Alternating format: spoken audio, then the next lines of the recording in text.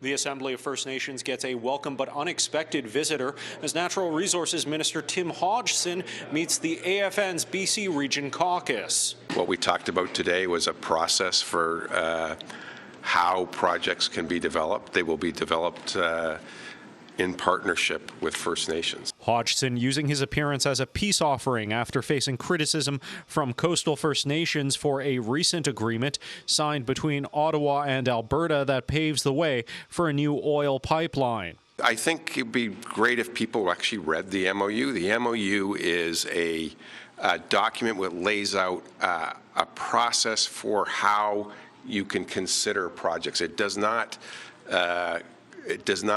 name a project as being done. It talks about a process for how projects. There's many projects in the MOU that could be done.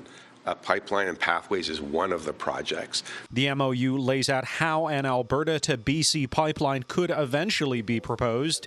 In the meeting, Hodgson repeated nothing is set in stone yet, but coastal First Nations say that's unconvincing. I think he's sort of playing with the fact that there isn't yet a proponent. Merle Alexander is from the Kitasoo First Nation, but also acting as proxy for Hitsuk First Nation at the AFN Assembly.